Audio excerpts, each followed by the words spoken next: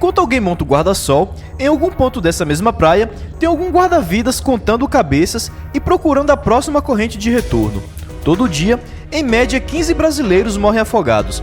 A maioria não aparece em manchete, não tem helicóptero sobrevoando, não vira série de TV. É um tipo de morte silenciosa que se esconde em rios, lagoas, piscinas e no mar que a gente insiste em chamar de calmo. Hoje a gente vai entrar na água por outro ângulo, entender como o afogamento acontece, como os bombeiros lutam contra ele e porque muitas vezes a maior correnteza não está no mar, está na burocracia.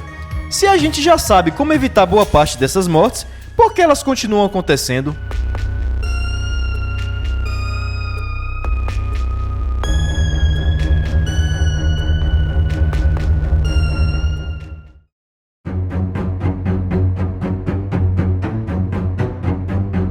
Nos filmes, o afogamento é barulhento. A câmera fecha no rosto, a vítima grita por socorro, levanta o braço bem alto, ainda dá tempo de dizer alguma frase dramática antes de desaparecer.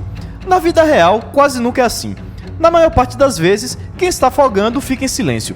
O corpo fica na vertical, a cabeça mal sai da superfície, a pessoa abre os braços como se tentasse se apoiar em algo que não existe. Alguns segundos depois, ela simplesmente some do quadro, sem grito ou sem aviso.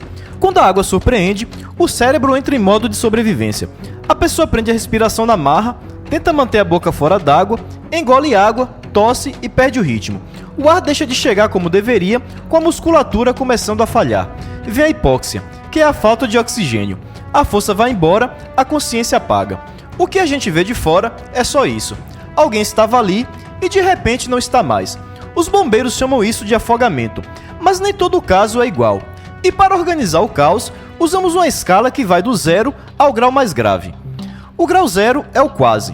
A pessoa foi resgatada, engoliu água, tomou um susto, mas está bem, sem falta de ar. O grau 1 é o leve. Tosse, queimação na garganta, um pouco de falta de ar, mas fala, anda e consegue se manter estável. No grau 2, o corpo já reclama mais. Falta de ar moderada, respiração acelerada, cansaço grande, a pessoa ainda está consciente, mas visivelmente mal. No grau 3, o pulmão encheu de água de verdade. Muita dificuldade para respirar, chiado, espuma na boca ou no nariz. É o quadro grave que assusta até olhando de longe. No grau 4, a situação quebra a linha. A vítima está sem respirar, mas ainda tem pulso. É emergência absoluta. No grau 5, não há respiração nem batimentos aparentes. É parada cardiorrespiratória por afogamento, reanimação completa na hora. O grau 6 é quando, apesar de tudo, a morte se confirma.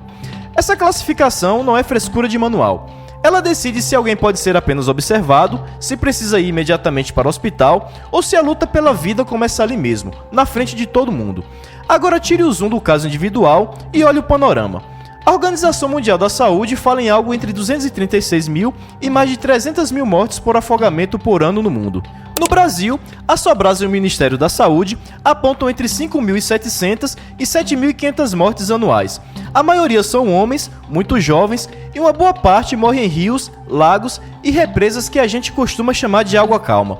Aqui no país, temos uma estimativa anual de 1.300.000 salvamentos aquáticos, 260 mil hospitalizações por afogamento e mais de 600 vítimas desaparecidas, o que nos torna, infelizmente, um dos países com o maior número de pessoas afogadas em todo o mundo.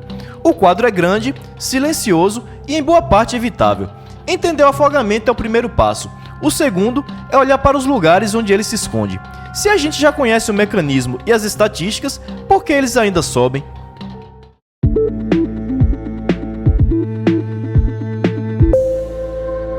Quando a gente olha para o mar de longe, parece tudo igual.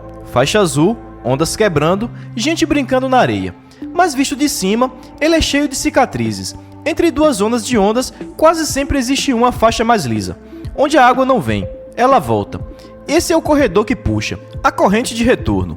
Ela funciona como uma esteira rolante de água. As ondas quebram na areia, esse volume precisa ir para algum lugar e encontra o caminho de volta para o fundo, por um canal estreito. Para quem está de fora, parece um trecho mais calmo, menos onda e menos espuma.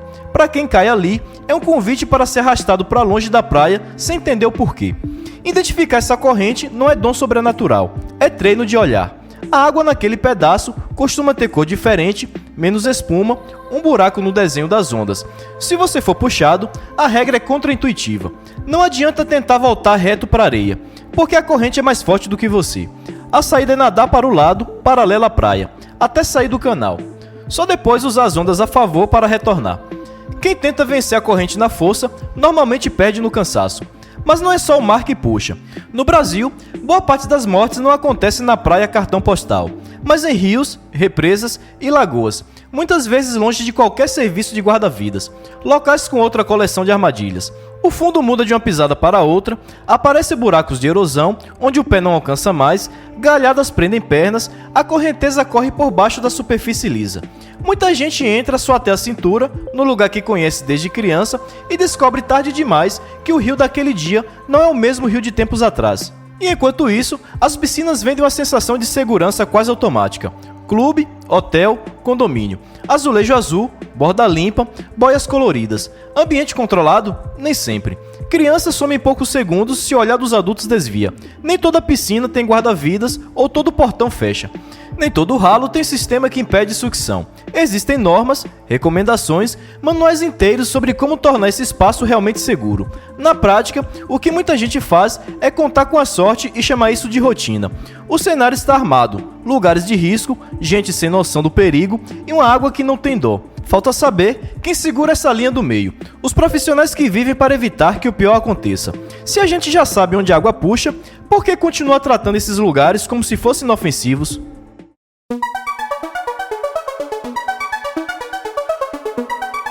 Quando o baísta olha para a torre do guarda-vidas, ele enxerga alguém sentado, às vezes de óculos escuro, aparentemente só observando. Do lado de cá, a cena é outra. Antes mesmo da praia encher, já teve uma leitura de risco. A posição das bandeiras não é aleatória. Elas marcam onde a água engole primeiro. Ao longo do dia, esse mapa muda. O guarda-vidas recolhe bandeira, muda de lugar, apita, aponta, orienta. Cada vez que ele levanta o braço e chama alguém para perto da área segura, é um afogamento que talvez nunca vai existir. Para cada resgate filmado, tem dezenas, às vezes centenas de prevenções silenciosas que ninguém posta em rede social. Guarda-vidas e bombeiros trabalham com a lógica que a gente chama de cadeia de sobrevivência de afogamento. Imagine o ciclo dividido em etapas. A primeira é a prevenção. Placa, bandeira, orientação, fiscalização. Quando isso falha, entra o reconhecimento precoce. Alguém percebe que tem uma pessoa lutando para se manter na superfície. Na sequência vem a flutuação. Jogar uma boia, um objeto, qualquer coisa que aumente o tempo da vítima na água. Depois, a remoção segura, de preferência com equipamento e técnica. Prancha, flutuador, nadador treinado. Só então chama a ventilação, o suporte de vida, ambulância ou hospital. Quando essa cadeia quebra em qualquer ponto, o risco de morte dispara. E ela não é responsabilidade exclusiva do bombeiro.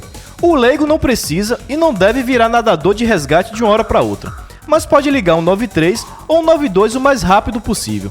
Pode jogar algo que flutue, pode ajudar a organizar a cena, o que ele não pode é se transformar em mais uma vítima. Tem um capítulo dessa história que quase nunca aparece na manchete: o herói que não volta. A Sobrasa estima que das 15 pessoas que morrem afogadas por dia no Brasil, em média, 2 são pessoas que entraram na água para tentar salvar alguém e morreram junto. Estudos na Austrália e em outros países mostram o mesmo padrão.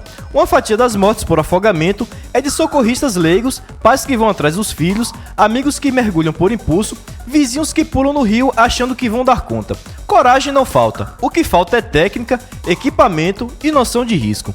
E quando a técnica não acompanha a coragem, esse herói não volta para casa. Ele vira estatística. Os bombeiros e guarda-vidas seguram o que conseguem na linha de frente. Mas existe outra corrente fora d'água que puxa o problema para o fundo. A corrente da burocracia, da omissão e da estatística mal contada. Se existe uma cadeia de sobrevivência bem escrita, por que ela ainda quebra tanto?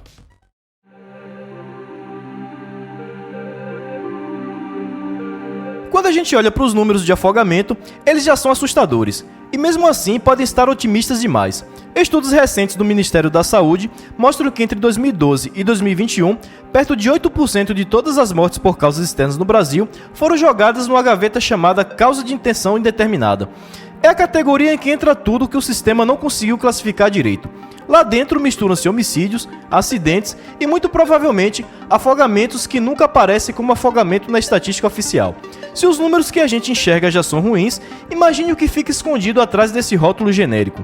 E quando a água leva alguém, vem a pergunta que ninguém gosta de responder: quem é responsável por isso? A justiça brasileira não fala uma língua só. Há decisões dizendo que o Estado não pode estar em cada metro de areia, nem ser automaticamente culpado porque não havia salva-vidas em uma praia enorme, sem prova de omissão específica.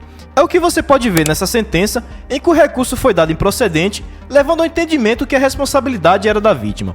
Em outros casos, o pêndulo vai para o lado oposto. Municípios condenados depois da morte de adolescentes em camping público, justamente pela falta de estrutura mínima de segurança, como sinalização e vigilância adequada na área de banho. Em piscinas de clubes, hotéis e academias, tribunais já reconhecem a responsabilidade direta dessas instituições por mortes e lesões graves, apontando falha no dever de segurança, ausência de guarda-vidas ou de controle adequado do ambiente. Nem os juízes concordam exatamente onde termina o dever do poder público e começa o do banhista. Nas piscinas coletivas, a complexidade aumenta. Em vários estados, leis já tornaram obrigatória a presença de guarda-vidas em clubes, hotéis e escolas com piscinas de uso coletivo. Outras normas exigem dispositivos de segurança contra sucção nos ralos depois de acidentes graves com crianças presas no fundo da piscina. No papel, parece um país cercado de proteção. Na prática, a fiscalização é irregular. Tem clube que cumpre tudo à risca e condomínio onde a placa de uso por conta do risco do usuário virou desculpa para a ausência de guarda-vidas, portão aberto e ralo velho. Dentro desse vácuo de fiscalização, práticas arriscadas passam a ser tratadas como alternativa possível. Um caso emblemático foi descrito em uma investigação do The Washington Post sobre o programa de certificação de guarda-vidas da American Red Cross, após o afogamento fatal de uma menina de 6 anos em 2019. A investigação apontou instrutores que encurtavam cursos, emitiam certificados para si mesmos e deixavam de abordar partes essenciais do treinamento. O episódio aconteceu nos Estados Unidos, mas serve como sinal de alerta para qualquer lugar, inclusive o Brasil. Sempre que cursos de formação de guarda-vidas não são fiscalizados por órgãos oficiais, como os corpos de bombeiros, abre-se espaço para falsas promessas, certificações frágeis e um risco direto para quem entra na água confiando naquele colete escrito salva-vidas. No papel, o Brasil sabe que precisa de mais guarda-vidas, mais educação para o risco e mais fiscalização. Na prática, ainda tem muita praia sem bandeira, muita piscina sem vigilância e muita morte tratada como se fosse só azar. No fim, a água não tem intenção, ela não escolhe quem leva. Quem escolhe é a soma de pequenas decisões, da família que ignora a bandeira vermelha, do gestor que não coloca guarda-vidas ou do condomínio que economiza no ralo de segurança. Conhecer o afogamento é o primeiro passo para não virar estatística. O segundo passo é compartilhar essa informação para que mais pessoas se conscientizem sobre esse tema tão relevante e que muitas vezes é negligenciado. Qual a sua opinião sobre esse tema? Quero ouvir de você. Deixei links na descrição de materiais que são essenciais para a sua diversão e segurança. Não esqueça de conferir. Se gostou do conteúdo, deixe seu like, inscreva-se no canal e torne-se membro para apoiar esse projeto. Para manter a maratona, confira esse vídeo aqui sobre a dinâmica do desabamento. Grande abraço e até mais!